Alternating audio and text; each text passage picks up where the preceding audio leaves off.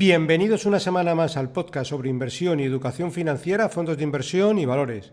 Mi nombre es Eusebio Gómez, soy asesor financiero y tengo la misión de hacer las cosas de manera diferente, ayudar a muchas personas a lograr buenos resultados financieros y con ello proporcionarles el conseguir la vida que desean llevar. Si tienes cualquier duda o quieres que trate algún tema en próximos episodios, puedes escribirme a la dirección de correo electrónico eusgomez@gmail.com. Bueno, empezamos como siempre recordando la responsabilidad y el aviso legal. El contenido de este podcast tiene exclusivamente fines informativos y divulgativos. En ningún caso debe interpretarse como una recomendación personalizada de compra, venta o mantenimiento de valores, fondos de inversión o cualquier otro instrumento financiero mencionado. La publicación de este podcast es a título personal. Las opiniones expresadas reflejan únicamente el punto de vista del autor en el momento de su emisión y pueden cambiar sin previo aviso. Cada inversor debe analizar su situación financiera personal, su horizonte temporal y su perfil de riesgo antes de tomar cualquier decisión de inversión. El autor no se responsabiliza de las decisiones de inversión tomadas por los oyentes, siendo cada inversor el único responsable de sus propias acciones y resultados. Bueno, antes de empezar con el capítulo de esta semana, recordaros el concurso del libro. En concreto, estamos sorteando un libro escrito por Terry Smith que se titula Invertir para crecer. Bueno, cómo ganar invirtiendo solo en las mejores compañías del mundo. La filosofía del libro es la misma que Terry Smith. Compra empresas de calidad, no pagues de más y no vendas. Bueno, es un compendio de todas las publicaciones que ha hecho, tanto de las cartas anuales como en muchas publicaciones que ha hecho en el periódico Financial Times desde hace bastantes años. La verdad que bastante interesante. Se lo pedimos a Fan Smith que nos han enviado 2 libros que son los que voy a sortear. El único inconveniente es que están en inglés, ¿de acuerdo? Bueno, ¿qué hay que hacer? Pues hay que adivinar el valor liquidativo del fondo a cierre 7 de julio de 2026 y el último día para recibir el email, el día 30 de junio del 2026. Tenéis que mandar un email a la dirección eusgomez@gmail.com y dentro del asunto, sorteo libro. Os voy a poner el ISIN del fondo del que estoy comentando, que es LU 069-037-5182.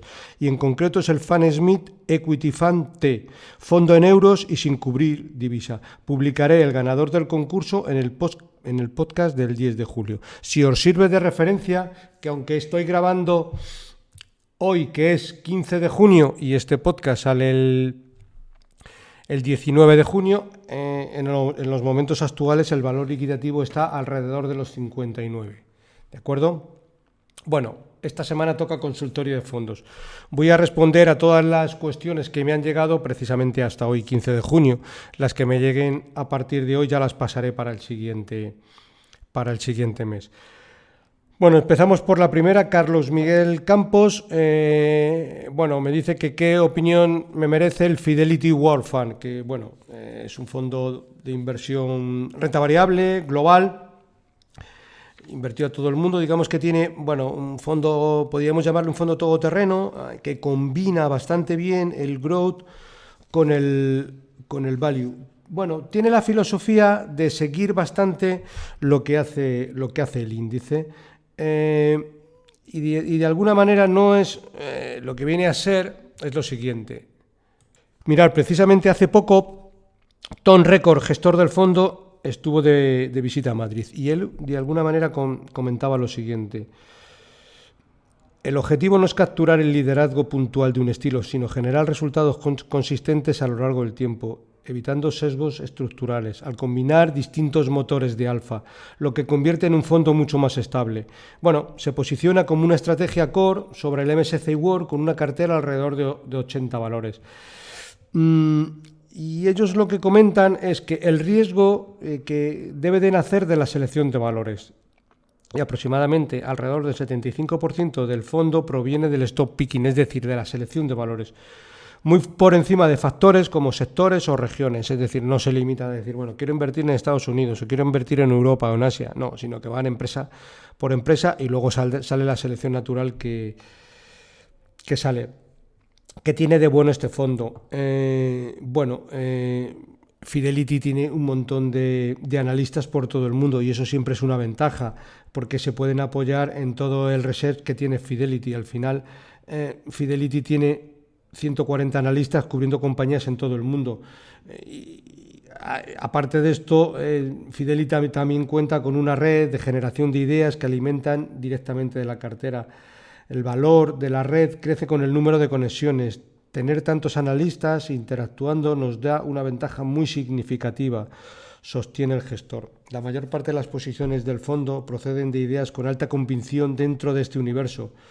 Los analistas asignan a las compañías, el equipo gestor se centra en aquellas con mejores perspectivas y un potencial de retorno mínimo del 15% anual. Bueno, un poco esto es lo que dicen todos. A partir de ahí, el proceso consiste en construir convicción mediante un diálogo continuo con los analistas, contrastando hipótesis y validando los puntos débiles de cada tesis. Bueno, todo esto queda como resultado. Pues da como resultado una cartera, vamos a llamarle, desde mi punto de vista, más diversificada de la cuenta, porque al final lo que intenta es, bueno, pues ajustarse a los retornos que hace el MSCI World, ¿vale? Bueno, y lo que dice un poco es, cuando no puedes tener una visión clara del contexto macro, lo más sensato es centrarte en lo que conoces mejor, es decir, las compañías. Vamos a ver un poco qué retornos ha tenido este fondo. Pues vamos a ver, mirar, desde el 2015, 10.000 euros se han convertido en 28.800, cifra que no está mal. ¿De acuerdo?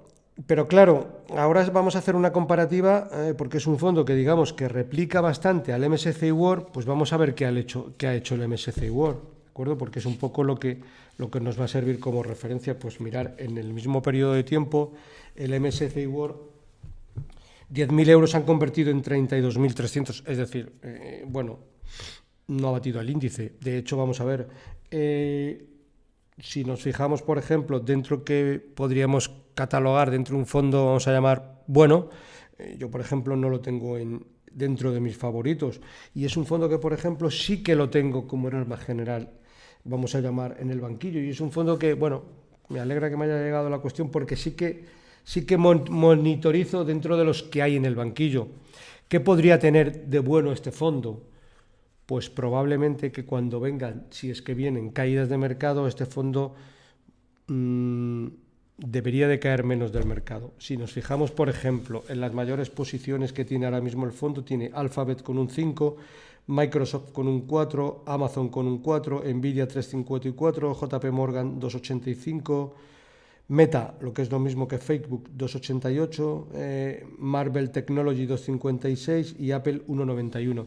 Bueno, hay alguna, si nos fijamos, eso que es un fondo índice prácticamente, porque no tiene gran diferencia, porque ahora lo que voy a coger, es verdad que este fondo tiene 80 posiciones, si las comparamos con las 1.300 que tiene el Vanguard Global Stock Index, ¿vale? Que es el fondo de Vanguard que replica al MSCI World. Y este fondo, por ejemplo, el Vanguard, que tiene la primera posición, Nvidia con un 5,58, Apple 4,59, Microsoft 3,31, Amazon 2,94, Alphabet 2,58.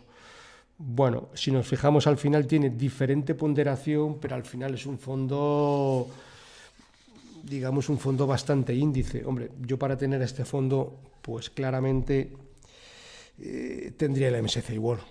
El Vanguard MSCI World, pago muchas menos comisiones y me replica, incluso me lo hace bastante bien. Quizás la duda que podría tener es, quizás si el mercado cae, este fondo va a caer algo menos, pero vamos, que también tiene mucha tecnología dentro, igual sigue subiendo esto y bueno, yo si me tuviera que decantar, me decantaría a lo mejor por algún fondo dentro de los que yo hablo como favoritos. Yo, a mí en el momento actual el BNI Mellon Long Term Global Equity es uno de los que más me gusta, porque ahora ya no debemos de pensar, oye, ¿cuánto vamos a ganar? Oye, ¿cuánto podría perder? Porque bueno, los índices no hacen más que subir. Ahora recientemente con la OPV de SpaceX pues siguen subiendo y más. Y bueno, pues esto en algún momento dado tendrá que parar, ya veremos a ver cómo y dónde, ¿sabes? Pero bueno, no es un fondo de los que yo mantendría en cartera, porque para esto compro un índice y ya vemos que los retornos han sido mucho mejores, ¿de acuerdo? Bueno, siguiente cuestión, en este caso nos la hace Jorge de Frutos y bueno, dentro de un párrafo un poco más largo, nos da las gracias y tal, al final el mail lo que nos dice es, y va un poco de Bitcoin, ¿no? Dice Bitcoin en 60.000. ¿Consideras invertir en estos precios? Pues bueno, pues estamos siempre en la pregunta del millón. Vamos a partir de la base de que yo no soy quien para decirte si tienes que invertir o no en Bitcoin. Probablemente haya voces mucho más autorizadas y sepan mucho más que yo sobre Bitcoin, porque no tengo, quiero decir, aparte que no tengo un posicionamiento, vamos a llamarle, claro al respecto, pues no lo tengo. Muchas veces es mejor saber o saber lo que no sabes que no intentar saber de todo. Pero bueno, dicho esto, y ya que lo preguntas, te voy a dar mi opinión, que no deja de ser una opinión de charla de café, ¿de acuerdo? ¿Vale?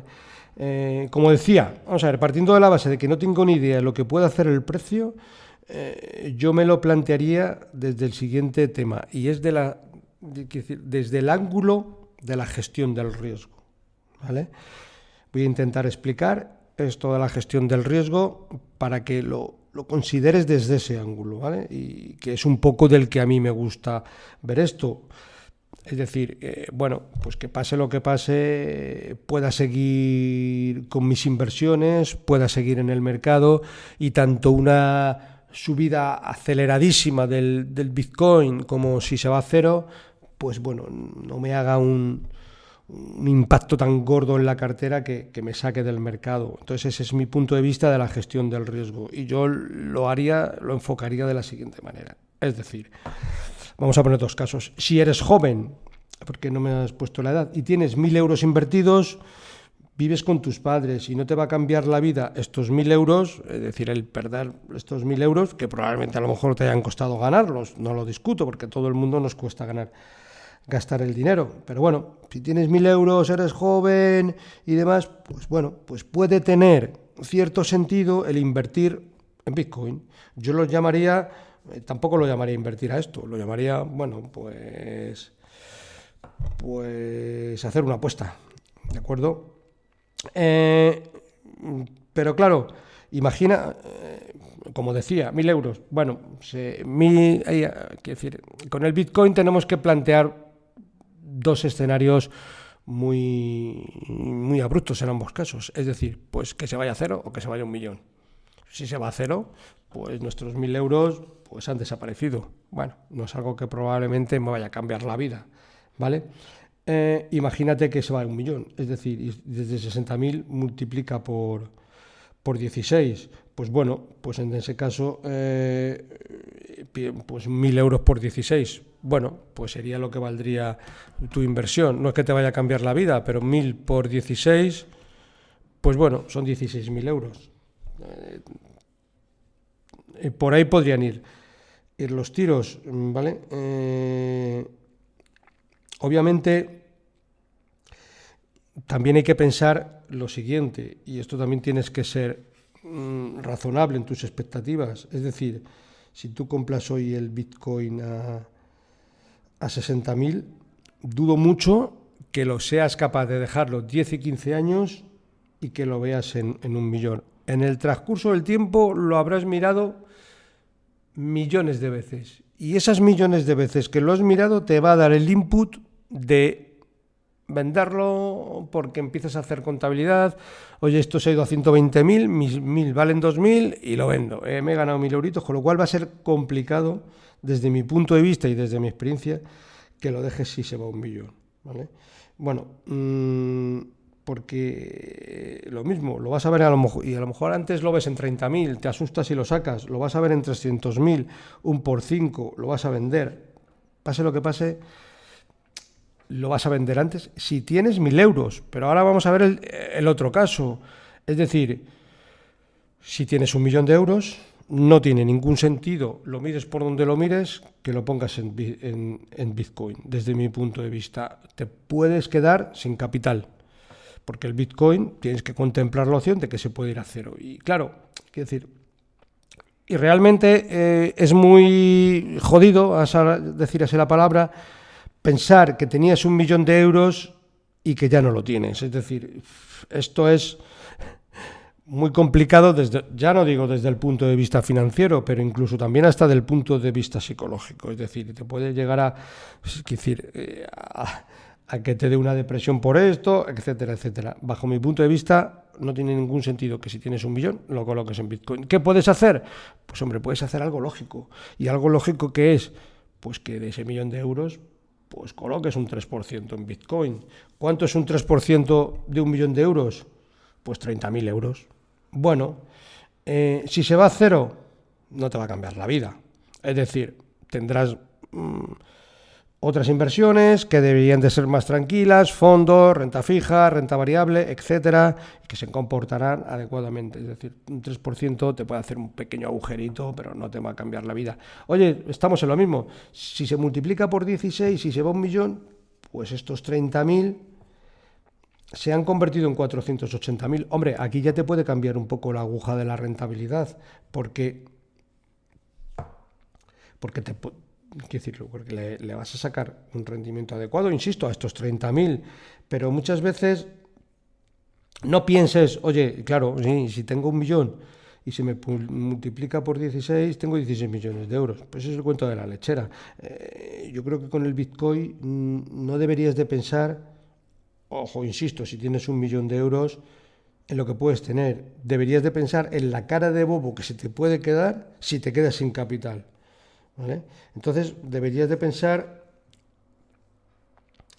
en el riesgo sobre todo, y oye, estamos hablando de 1.000.000, yo creo que si tienes 100.000 euros deberías de adoptar la misma situación. Tengo 100.000 euros, invierto un 2% en Bitcoin, ahora que está en 60.000, y bueno, iremos viendo, ¿vale? Esa es mi opinión, pero insisto, ni una recomendación de inversión, ni nada parecido, tertulia de amigos de café, ¿vale? Pues yo en el Bitcoin no.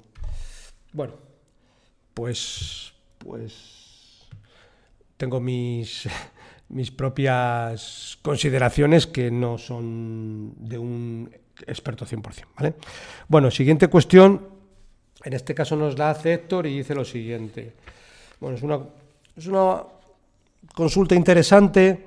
Vamos a darle una vuelta porque bueno, no es de una consulta de fondos, es más de planificación financiera, pero bueno, entiendo que puede ser interesante. Dice que va a comprar un piso, que el piso le cuesta 350.000 euros y que tiene dos opciones. Una, pedir una hipoteca al 80% o pedir una hipoteca por 150.000, ya que el resto del dinero lo tiene, ¿vale? Creo que un poquito más adelante hay otra un poco en los mismos entornos o en parecidas circunstancias, pero más o menos desde el mismo ángulo. Bueno, el tema es el siguiente un poco. Vamos a ver, yo me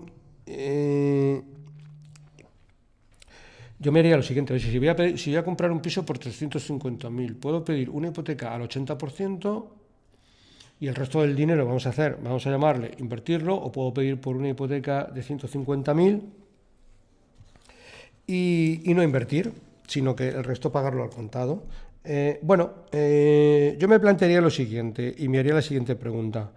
¿Puedo sacar una hipoteca a un tipo fijo por debajo del 2,5%? Yo creo que actualmente, o hasta la semana pasada que empezó el Banco Central Europeo a subir tipos y tal, es una opción que es factible. Yo de hecho he visto casos de sacar hipoteca a 20-25 años por debajo del 2,5%. Entonces me haría la siguiente opción, es decir, me lo plantearía seriamente. Este dinero que has ahorrado o te ha llegado por una herencia, venta de un negocio, etcétera, por un lado, si lo has ahorrado es porque lo tienes. Si tienes una capacidad de ingresos y de ahorro, vamos a llamarle alta. Vamos a ver un ejemplo. Mirar, he hecho un cálculo y, por ejemplo, una hipoteca de 280.000 euros a 20 años, se te queda una cuota de 1.483. Yo te diría, si tienes una hipoteca fija al 2,5%, esto creo que lo he calculado al 2,5%, ¿de acuerdo? Si tienes una hipoteca fija al 2,5% a 20 años a 1.483, esto de por sí ya es una inversión, ¿vale? Porque puedes hacer una cosa, puedes invertir 130.000 euros a 20 años, que es un poco cuando vas a parchear esa hipoteca, y al 8%, que al 8% es una cantidad bastante modesta de sacar. Para que nos hagamos una idea, 130.000 euros al 8% en 20 años tienes la nada desdeñable cifra de 650.000 euros.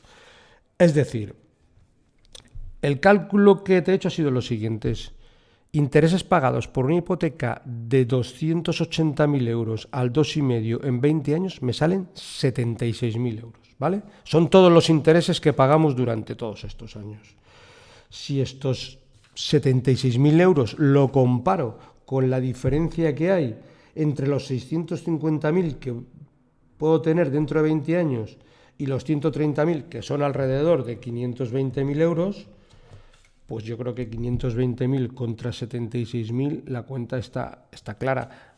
Obviamente estamos haciendo unas cuentas, vamos a llamarlas rápidas. Se puede hacer un ajuste mucho más fino de las cuentas, pero en una primera aproximación, estos son los números. Obviamente, habría que ver si puedes ir pagando 1.483 de cuota mes y no es algo que te rompa la economía, pero de alguna manera tienes dos inversiones.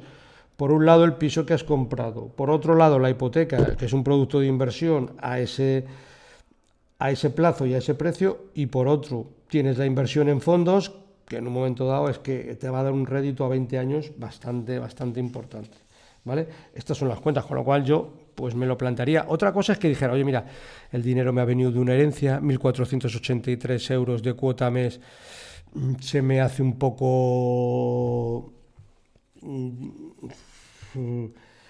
complicado de pagar porque mis ingresos no son muy allá. En ese caso a lo mejor me tengo que plantear otras opciones, pero si puedo pagar razonablemente bien 1.483 euros cuota mes a tipo fijo, claramente lo haría, y el resto de dinero lo invertiría. Esto es un poco también la ventaja de, vamos a llamarle, de escuchar podcasts como este o otros parecidos de educación financiera, que al final, bueno, debes de ser capaz de abrir el ángulo y ver muchas más posibilidades cuando vas a comprar una vivienda, ¿de acuerdo? Bueno, más cuestiones. En este caso nos la hace Ricardo Manuel. Tengo 58 años y busco optimizar a largo plazo. Dentro de optimizar a largo plazo, mi cartera ahora mismo está así. Tiene un 80% en un fondo de renta fija, tiene un 14% en el Vanguard Global Stock Index, tiene un 2,5% en el Robeco Smart Energy, tiene un 2,3% en el Fidelity Global Industriales y tiene en otro monetario un 0,9%. Es decir, en términos redondos tiene un 80% en renta fija y un 20% en renta variable, en términos redondos, ¿vale? Con lo cual, obviamente dice, mi perfil de riesgo es conservador moderado. ¿Podrías darme tu opinión? Aquí hay dos cosas que, de hacerlo de alguna manera, chocan. Es decir, si tienes un objetivo a largo plazo, y es realmente largo plazo estamos hablando de 15 años, no tendría mucho sentido que tuvieras 80% renta fija, 20% renta variable, con independencia de que tu perfil de riesgo sea conservador moderado. Yo iría a una posición pues como mínimo de un 60-40, 65-35, 65 renta variable, 35 renta fija, ¿vale? Tu objetivo es largo plazo y debería de ir en consonancia con ese objetivo. Obviamente, si tu objetivo fuera más agresivo, pues a lo mejor podríamos ir a una posición 75% renta variable. Pero bueno, podrías en un momento dentro de ese conservador moderado hacer una cartera 50-50. Tendría más sentido que no tener una cartera de largo plazo y tener fondos monetarios o de renta fija de corto plazo. Yo creo que eso lo deberías de ajustar un poco. En la cuestión de fondos, yo de los que me comentas, los de renta fija, no, fondos de renta fija que, digamos, sirven un poco para nivelar cartera. Obviamente tendría algún fondito más de renta fija y no solo monetario, sino, pues con bonos, corto plazo high yield o algún tipo de estrategias. pero lo tendría un poquito más diversificado. Me voy a centrar más en la renta variable. Yo en la renta variable ni tendría el Robeco Smart Energy ni tendría el Fidelity Global Industriales. Si tengo el Vanguard Global Stock Index, tendría la renta variable solo en el Vanguard Global Stock Index. Ya es un indexado que va al MSCI World y ya lo tendría claramente. Al final, lo que deberíamos de tener es, pues deberías de cambiar un poco el chip y pasar, pues en vez de ser a un ahorrador, pues a un inversor a largo plazo, lo que siempre hablo en el podcast, es decir, pues empresario vago. Empresario vago significa que puedo ser dueño de compañías, pero no tener que estar todos los días pendiente de ellas. Oye, aunque tenga un fondo que invierte en Inditex, pues no me voy a preocupar si Inditex cierra una tienda en Rusia o la abre en otro sitio. Pero al final sí que tengo que tener una cartera con un poquito más de, vamos a llamar, de riesgo, volatilidad, porque al final, si quiero llegar a obtener, que es relativamente sencillo, un retorno del 5% anualizado a largo plazo, pues tengo que tener una cartera, vamos a llamarle 50-50. Bueno, y de esa manera, porque si no es que al final voy a tener una cartera que en la mayor parte de los casos a lo mejor ni me va a ir batiendo a la inflación, porque si tengo un 80% en renta fija de corto plazo monetarios, me va a costar batir a la inflación, con lo cual, también como dice el refrán, que muchas veces lo digo, para presumir hay que sufrir, pues hay que sufrir que en ciertos momentos tendrás volatilidad en cartera, ciertas caídas, que en un momento dado deberías de aprovechar con ese 50-50, y la exposición a lo mejor pues la tendrías que llevar a un 70% renta variable, 30% renta fija, si los mercados caen fuerte, y si los mercados suben fuerte, ir poquito a poquito rebalanceando y quitando dinero de renta variable, sin volverte loco, ni estar mirando la cartera todos los días, con mirarla 3 o 4 veces al año, más que suficiente. Si está bien elegida, si los fondos son buenos, ese sería mi consejo, ¿de acuerdo?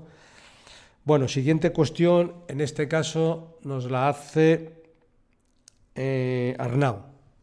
Comenta lo siguiente: soy un nuevo oyente habitual del podcast. En primer lugar, darte las gracias por la dedicación, el contenido.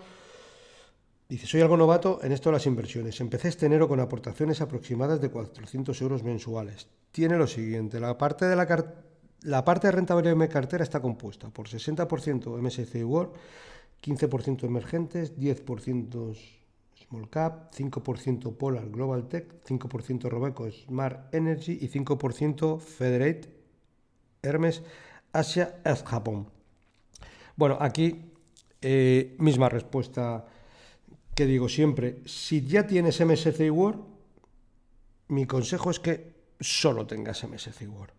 Es decir, si te vas por la parte de indexados, pues vete con todas las consecuencias. Invierte en un fondo indexado que invierta en el MSCI World y ya tendrá pata de emergentes, pata de Estados Unidos, pata de Europa, etcétera. Vas a estar expuesto al crecimiento del mundo, y si vas por gestión pasiva, que no me parece mal, con todas las consecuencias. Pero eso de empezar a hacer por nosotros mismos, pensar que somos más listos que el mercado. No, yo soy 27 veces más listo que el mercado, y yo voy a colocar un poquito en el Polar Global Tech, en el Small Cap, en emergentes. Si el MSCI ya coge emergentes, no lo cojas tú. Y voy a coger un poco de Asia es Japón, porque ese fondo va a ir como un tiro. Ya no estoy haciendo gestión pasiva, ya estoy haciendo una gestión activa combinándola con un fondo indexado. En fin, ya estoy complicando la inversión. Y en inversiones lo que no tenemos que hacer es complicarnos. Tenemos que hacerlo sencillo. Y muchas veces lo sencillo es lo que luego a largo plazo nos da unos retornos espectaculares. Sin complicarnos la vida, sin que esto nos suponga, quiero decir, una faceta mental de que nos consuma excesiva energía. No, tengo dinero al MSCI World, tengo dinero a unos fondos de gestión activa que considero que a largo plazo lo voy a hacer mejor que el mercado. Hay fondos que lo hacen mejor del mercado. De hecho, si escuchas podcasts como este u otros parecidos, es porque tienes que ser capaz de encontrar fondos que lo hagan mejor que el mercado, porque al final esta es la filosofía. Con lo cual, pero si eso no es tu filosofía, y yo dice, mira, yo no quiero complicarme, un fondo como el Vanguard, pues ya está, ahí ya está, y nos olvidamos, ¿vale? Luego dice, la pregunta es si ves una forma sencilla de hacer la cartera de renta variable más sencilla. Sí, la que te estoy diciendo, todo al MSCI World. Y efectivo, si por el contrario tú como está, la ves adelante para un horizonte de 10 años o más. Como decía, no debes de intentar predecir al mercado, no debes jugar a ser analista, ni querer ser más listo que el mercado ni nada parecida. Precisamente porque eres novato, la inversión en el MSCI te va a ayudar. Y cuando tengas experiencia te darás cuenta de que no necesitas leerte 20.000 informes para sacar una rentabilidad razonable a tu cartera.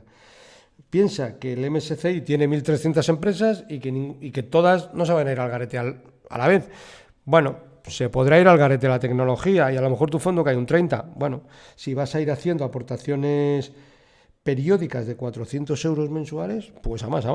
Cuanto más caiga al principio, mucho mejor, porque por el mismo dinero te van a dar muchas más participaciones del mismo fondo. Con lo cual, pues no le daría mayor grado de diversificación en la cartera, ¿vale? Bueno, Ignacio Pérez dice la siguiente cuestión. Estoy pensando en vender el Bailey Gifford, Long Term Global Equity. La rentabilidad en los últimos 3 años no están siendo buenas. Bueno, y viene a decir un poco esto. Bueno, pues yo al hilo de esto te diría, bienvenido al mundo de los inversores pacientes, porque cuando menos lo obviamente no vendería este fondo en el momento actual. Vamos, ni de broma, y más en los momentos actuales, ¿vale? Cuando menos lo esperemos, probablemente sea en un solo año, en 4 meses, o vete tú a saber cómo, el fondo va a hacer de golpe lo que no ha hecho en los últimos 3-4 años. Tienes que pensar lo siguiente. El fondo ha pasado por periodos parecidos a estos en los últimos años. Es decir, el fondo ha multiplicado por 25 el capital. Esto es lo que tienes que pensar un poco. Mira, el fondo ha multiplicado por 25 el capital invertido en los últimos 20 años. Y en los últimos 20 años ha habido todo tipo de crisis, desde el COVID, desde el Brexit, desde la crisis de Grecia, desde la crisis del euro, desde la crisis de las hipotecas subprime, cuando el fondo en algunas ocasiones pues ha caído un 40% y luego ha estado 3 o 4 años para recuperar. Con todo y con eso, y todo este tipo de escenarios, alguien que hubiera invertido dinero hace 20 años, hoy tendría 25 veces más. Claro,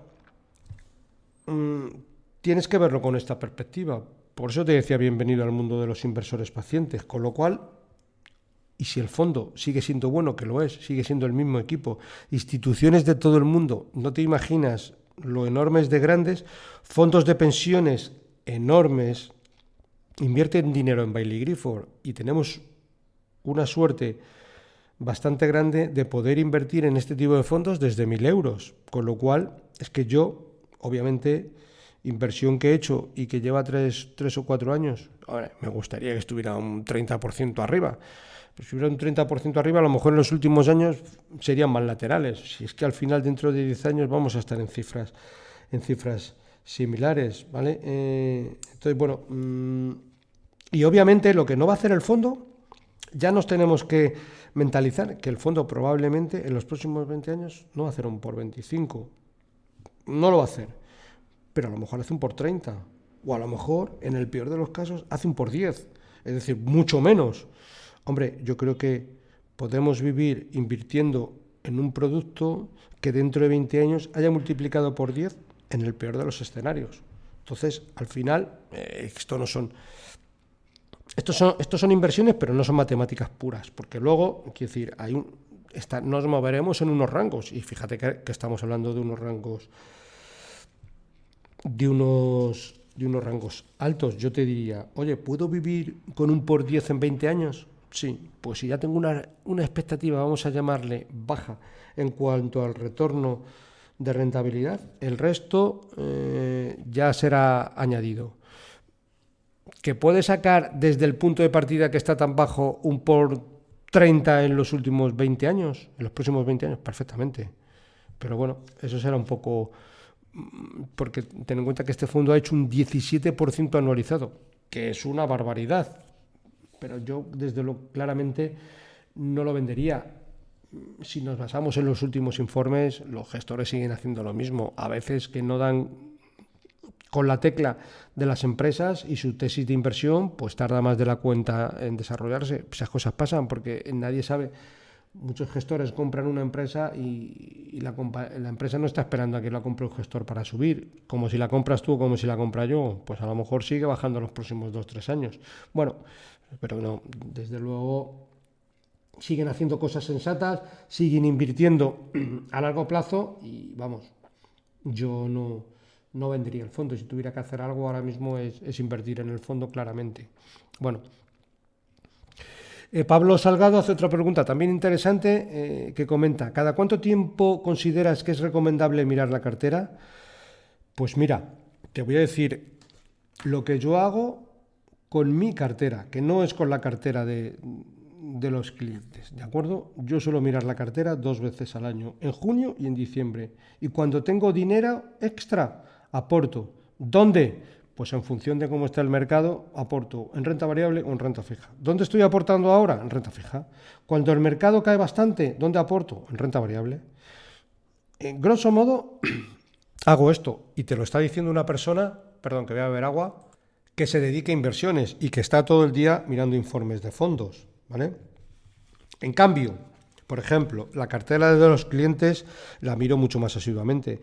Estoy en condiciones de decir que sería capaz de calcular prácticamente de memoria el capital que tiene cualquier cliente. Un cliente que haya invertido 500.000 euros y que tenga una cartera, vamos a llamar 50-50, desde hace 2 años, pues andamos en un 12-14% de rentabilidad total, es decir, un 7 y pico por ciento anualizada, en términos redondos, ¿vale? Porque al final tenemos que tener en cuenta que el 90% de mis clientes siempre tienen los mismos fondos, que en la mayor parte de los casos vienen de mis favoritos.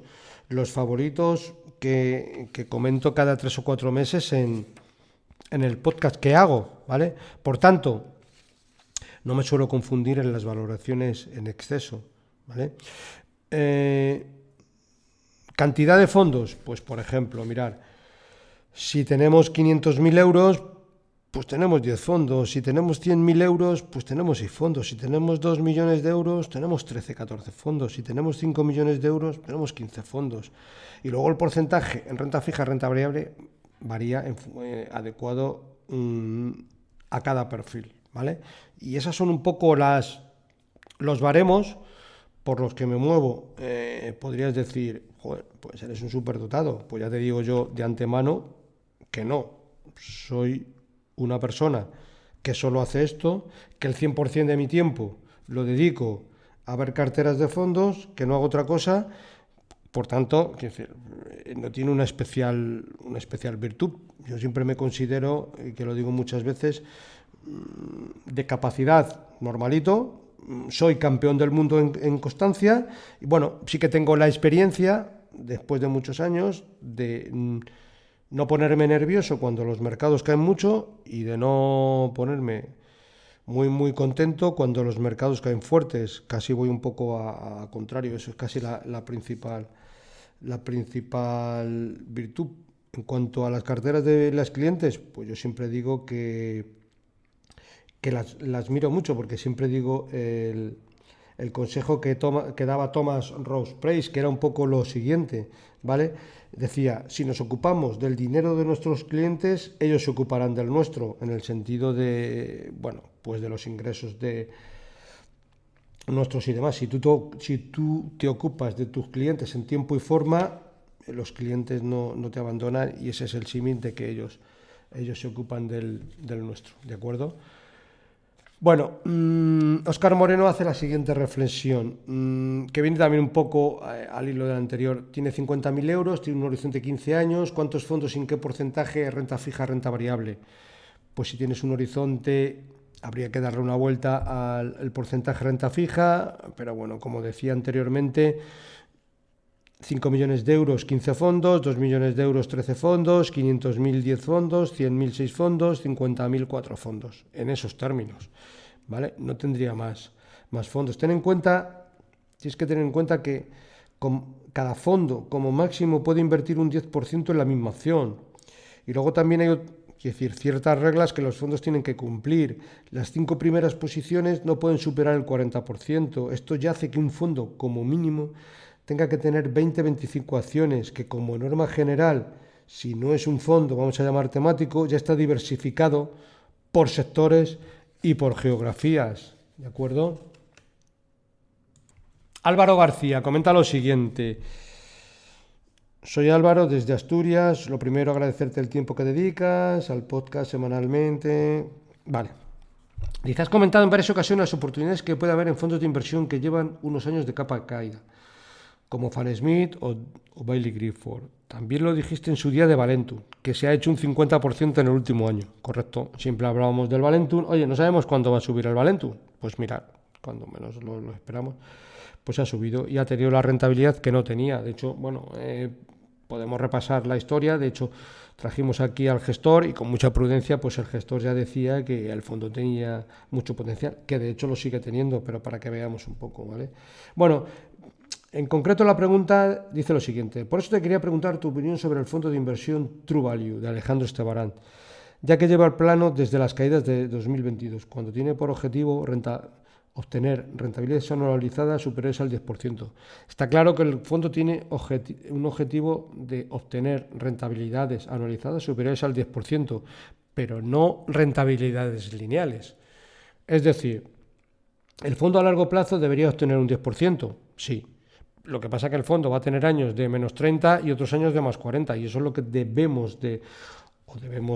o el fondo se va a pasar periodos como el actual, que lleva desde el año 2022 sin hacer nada. Y ojo, estamos a mediados del 2026, que ya es un plazo de tiempo razonable. Pero bueno, a veces que el gestor no da con la tecla de empresas. En este caso, pues bueno, tiene ciertas empresas dedicadas a todo lo que tiene que ver con el software y demás, y ahora los mercados, bueno, pues están identificando que muchas compañías de software pues van a quebrar, tipo Nagarro, Teleperformance y todo este tipo de compañías que no acaban de funcionar. No es que no acaben de funcionar, es que no paran de caer. Entonces, bueno, al final la pregunta es, ¿crees que este fondo también puede ser una oportunidad para los próximos años? Mi respuesta es clara y concreta, sí. Es verdad que, como digo, es que rentabilidades anualizadas superiores al 10%, sí, pero no lineales. Ese es el matiz. Si vemos un poquito la historia, mirar, en el año 2013 fue cuando inició con un valor liquidativo de 10. En el año 2018 ya tenía un valor liquidativo de 18,40. En el año 2021 pasó un liquidativo de 26,60, pero es que en el momento actual tiene un liquidativo de 19,45. Es decir, muy parecido al 2018, 18,40, 19,45, bueno, un poco más. Esto es alrededor del 5%. Es decir, muchas veces, como decía anteriormente, bienvenido al mundo de los inversores pacientes. Yo creo que el fondo en los próximos años lo va a hacer bien y va a volver al liquidativo de 26,60. Lo que no sé si va a ser en los próximos 3 meses o en los próximos 3 años. Pero chico, en los próximos 3 años, si ahora mismo lo tenemos en 19,45, vamos a redondear a 20 y se va a 26, eso es un 30%. Pues desde aquí a los próximos probablemente 3-4 años, pues le va a sacar, yo creo que más de un 30, pero vamos a ser cautos en las expectativas. Pues por ahí te deberías de mover. Yo creo que lo debería hacer mucho mejor, pero claramente es una buena oportunidad a largo plazo.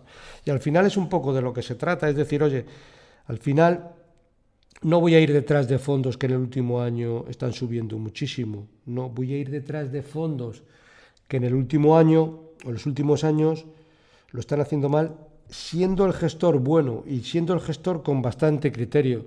Y yo creo que este fondo y el gestor son buenos y tienen criterio. Entonces yo me quedaría con eso, ¿de acuerdo? Bueno, Andrés Pérez hace otra cuestión importante y dice, tiene una hipoteca al 210 contratada hace 6 años y le quedan por amortizar 14 años. Tengo suficiente capital para amortizar, pero escuchando tu podcast no sé si es buena idea. Una hipoteca, viene al hilo también de otra pregunta parecida, en este caso con un oyente que va a comprar. En este caso el oyente ya la tiene comprada. Vamos a ver. Y desde mi punto de vista, desde hoy, una hipoteca al 210 y a 14 años es en sí una inversión. Y lo tienes que considerar como un producto de inversión. Y por supuesto, si tengo dinero, no amortizo, pero ni de broma. Mirad, vamos a poner varios ejemplos. Opción 1. Solo con que cojas un fondo monetario y lo inviertas al 2,5, ahora que están subiendo los tipos, le vas a sacar un poco más. Opción 2. Puedes coger fondos de renta fija, que te van a dar en los entornos del 4%. Puedes coger la opción 3, unos fondos mixtos, que te van a dar el 5%, anualizado y a 14 años. Es decir, vamos a machear inversiones. Hipoteca a 14 años, inversiones a 14 años. Puedes coger un fondo monetario o puedes coger una opción entre la opción 2, 3, o si cogemos la opción 4 que te he puesto, fondos de renta variable, te pueden dar de media un 10% a 14 años. Bueno, pues mi consejo al final es que donde tú estés cómodo y duermas bien, hagas la inversión. Y obviamente no canceles hipotecas, porque la combinación, en función, ya te digo, de tu horizonte de inversión, tu aversión al riesgo, etcétera, pero la combinación entre mixtos y renta variable, pues podría ser ideal. A 14 años le vas a sacar claramente mucho más que el 2%. ¿Tendrás años del más 20? Sí. ¿Tendrás años del menos 10? Pues probablemente también, pero es que a largo plazo es que le vas a sacar un 6 aproximadamente, incluso un poquito más. Y si le sacas un 6, un 7, es que esto significa que estás multiplicando por 3 los intereses del 2 que estás pagando, del 2,10. Es decir, con lo cual, es que yo creo que pues te puede llegar a rentar bastante por supuesto, no amortizar. Entre otras cosas, si el día de mañana tienes cualquier contingencia del tipo que sea, siempre vas a tener dinero disponible para atender esa contingencia, ¿de acuerdo? Bien, pues con esto hemos llegado al final de todas las consultas que tenía este mes. Por tanto, pues bueno, recordaros el concurso, adivinar el valor liquidativo del fondo Fanesmith a fecha de cierre 7 de julio, último día para recibir email el día 30 de junio del 2026 en el asunto sorteo del libro. El ISIN del fondo es LU 069 037 5182. Estamos hablando del Fanesmith Equity Fund T, fondo en euros sin cubrir divisa, y publicaré el ganador del concurso en el podcast del 10 de julio.